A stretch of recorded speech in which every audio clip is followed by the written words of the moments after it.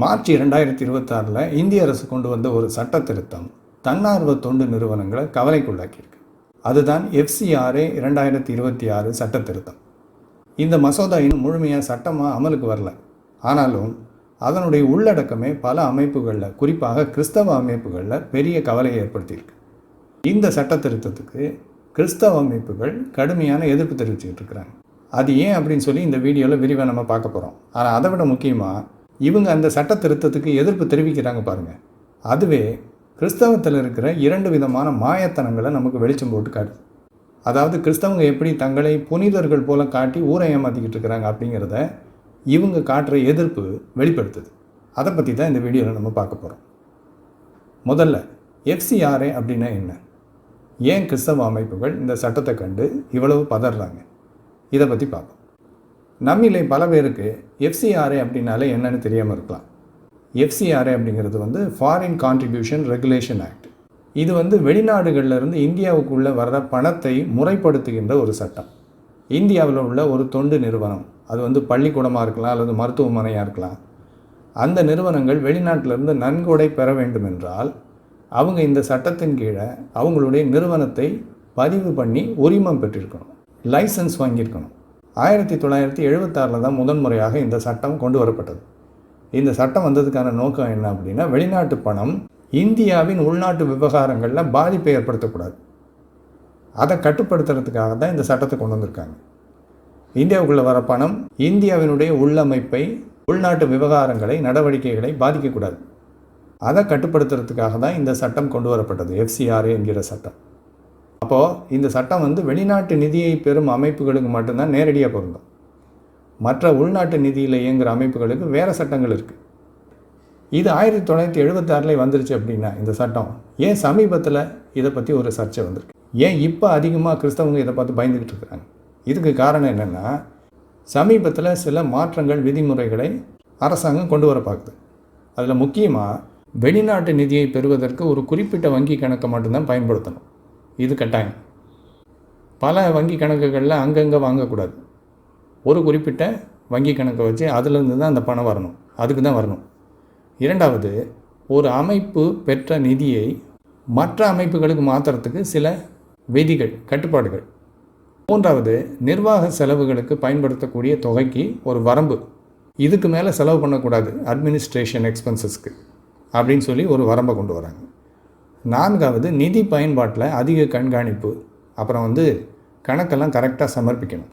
இந்த மாதிரி விதிகளை கடுமையாக்குறதுக்கு அரசு முயற்சி பண்ணிகிட்ருக்கு. இப்போது ஒரு அமைப்பு இந்த விதிமுறைகளை பின்பற்றவில்லை என்றால் என்ன ஆகும்னா, இவங்களுக்கு கொடுக்கப்பட்ட உரிமம் இருக்குல்ல, லைசன்ஸ், அது நிறுத்தப்படலாம், ரத்து செய்யப்படலாம். அதுக்கப்புறம் அவங்க வெளிநாட்டு நிதியை பெறுவதற்கு முடியாது, பயன்படுத்தவும் முடியாது. அரசு தரப்பில் என்ன சொல்கிறாங்கன்னா, வெளிநாட்டு நிதி தவறாக பயன்படுத்தப்படாமல் தடுக்கிறது கட்டாயமாக இருக்கிறதுனால இப்படிப்பட்ட சில விதிமுறைகளை புதுசாக கொண்டு வரோம் அப்படின்னு சொல்கிறாங்க. ஆனால் இது குறிப்பாக கிறிஸ்தவ அமைப்புகளுக்கு பெரிய ஒரு பயத்தை, கவலையை ஏற்படுத்தியிருக்கு. காரணம் என்னென்னா, இந்த மசோதாவில் இருக்கிற ஒரு முக்கியமான அம்சம், ஒரு அமைப்பின் FCRA உரிமம் ரத்து செய்யப்பட்டால் அந்த அமைப்பின் சொத்துக்களை, நிறுவனத்தின் சொத்துக்களை அரசு நியமிக்கும் அதிகாரிகள் நிர்வகிக்கலாம் அப்படின்னு சொல்லுது, அப்படின்னு ப்ரொப்போஸ் பண்ணுறாங்க.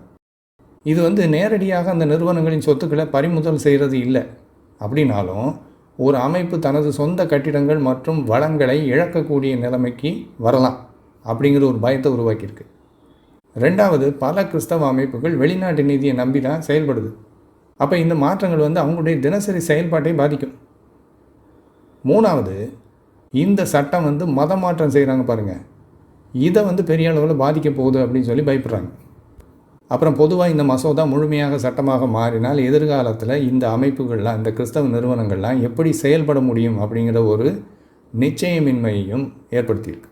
இதுதான் கிறிஸ்தவ அமைப்புகள் இந்த FCRA சட்ட திருத்தத்தை எதிர்க்கிறதுக்கு காரணம், பயப்படுறதுக்கு காரணம். சரி, அப்போ கிறிஸ்தவ அமைப்புகளுக்கு இந்த பயம் வந்திருக்கிறது நமக்கு புரியுது. அதை அனாவசியமான ஒரு பயம் அப்படின்னு சொல்லி நம்ம சொல்ல முடியாது. அது அவசியமான பயம்தான். ஆனால் இந்த பயம், கிறிஸ்தவம் என்பது எப்படி ஒரு போலித்தனமான மார்க்கம் அப்படிங்கிறத நமக்கு வெளிச்சம் போட்டு காமிக்குது. அதுதான் எப்படின்னு சொல்லி இப்போ நம்ம பார்க்க போகிறோம். முதலாவது ஒரு சுவாரஸ்யமான முரண்பாடு. இது என்ன அப்படின்னா, யாராவது கிறிஸ்தவ அமைப்புகள், இந்தியாவில் இருக்கிற கிறிஸ்தவ அமைப்புகள் வெளிநாட்டில் இருந்து கோடிக்கணக்கான பணம் வாங்குறாங்கன்னு சொன்னால் உடனே அந்த மதத்தினுடைய ஆதரவாளர்கள், அப்பாலஜிஸ்ட் என்ன சொல்லுவாங்க தெரியுமா? நாங்கள் வெளிநாட்டிலேருந்து பணம் வாங்குகிறோம் அப்படிங்கிறதுக்கு என்ன ஆதாரம் இருக்குது? ஆதாரத்தை காட்டுங்க. ஆதாரம் இல்லாமல் சும்மா குற்றச்சாட்டு வைக்கக்கூடாது அப்படின்னு சொல்லி ஆவேசமாக அவங்க வாதம் பண்ணுவாங்க. ஆனால் இன்றைக்கி இந்த எஃப்சிஆர்ஐ சட்டம் திருத்தம் வந்த உடனே இப்போ என்ன சொல்லிக்கிட்டு இருக்கிறாங்க? இந்த சட்டம் வந்தால் எங்கள் சேவையெல்லாம் முடங்கிடும், வெளிநாட்டிலேருந்து எங்களுக்கு பணம் வரலைன்னா, வெளிநாட்டிலேருந்து வந்த பணத்தை நாங்கள் பயன்படுத்த முடியலன்னா எப்படி நாங்கள் ஊழியம் பண்ணுவோம், எப்படி சேவை பண்ணுவோம் அப்படின்னு கேட்குறாங்க. அப்போ இத்தனை நாள் வெளிநாட்டிலேருந்து நாங்கள் பணம் வாங்குறதுக்கு ஆதாரம் எங்கள் ஆதாரத்தை காட்டுங்க பார்ப்போம் அப்படின்னு சொல்லிக்கிட்டு இருந்தவங்க இப்போ அவங்களுடைய முகத்திரையை அவங்களே கிழிச்சிட்டாங்க. இந்த எஃப்சிஆர்ஐ எதிர்ப்பு போராட்டங்களே அவங்க வெளிநாட்டு பணத்தை வாங்குறாங்க அப்படிங்கிறதுக்கும் அந்த பணத்தை சார்ந்து தான் அவங்க இந்தியாவில் செயல்பட்டுக்கிட்டு இருக்கிறாங்க அப்படிங்கிறதுக்கும் மிகப்பெரிய ஆதாரம். தங்களுடைய பொருளாதார பின்னணியை மறைக்க முயன்றவர்கள் இன்றைக்கி அந்த பணம் பறிபோகும் அப்படின்னு தெரிஞ்ச உடனே தங்களை அறியாமலே உண்மையை ஒத்துக்கிறாங்க. சரியா?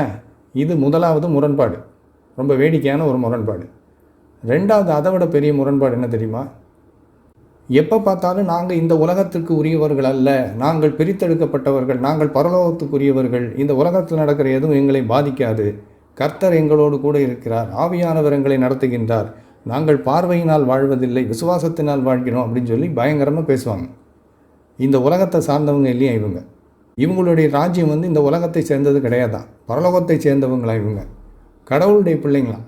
இந்த உலகத்தில் என்ன நடந்தாலும் அது எங்களை பாதிக்காது, எங்களுக்கு இந்த உலகத்தின் மேலே பற்று கிடையாது, நாங்கள் கடவுளுக்குரியவர்கள் அப்படின்வாங்க. பணம் எங்களுக்கு முக்கியம் இல்லை, கர்த்தர் எங்களோடு இருக்கிறார், ஆவியானவர் வழி நடத்துகிறார் அப்படின்லாம் கதை விடுவாங்க. நாங்கள் அப்படியே பரிசுத்தமாக வாழ்ந்துகிட்டு இருக்கோம், பிரித்தெடுக்கப்பட்ட வாழ்க்கை வாழ்ந்துகிட்டு இருக்கோம், we are separated from the world அப்படிலாம் பயங்கரமாக இவங்களை பற்றி ரீல் விடுவாங்க, பில்டப் கொடுப்பாங்க. ஆனால் இப்போ என்ன நடக்குது? அவங்களுடைய பணம் பறிபோகும் அப்படின்னா பதறாங்க. அதுவும் பணம் பறிபோகலை, இவங்க சரியாக கணக்கு காமிக்கணும் அப்படின்னு தான் அரசு சொல்லுது. கணக்கு காமிக்கிறதுக்கே பயப்படுறாங்க. அப்படின்னா இவங்க எப்படிப்பட்ட ஒரு வாழ்க்கை வாழ்ந்துட்டு இருக்காங்க பாருங்கள். நாங்கள் உலகத்துக்குரியவர்கள் அல்ல அப்படின்னு சொல்லி தங்களை மேன்மையை காட்டிக்கிறாங்களே. இப்போ என்னாச்சு? நாங்கள் இந்த உலகத்துக்குரியவர்கள் அல்ல, நாங்கள் பரலோகத்துக்குரியவர்கள் அப்படின்னு சொல்லிக்கிட்டு இருந்தவங்க இப்போது இந்த உலகத்தின் நிலத்திற்காகவும் கட்டிடத்துக்காகவும் எவ்வளவு பதறாங்க பாருங்கள்.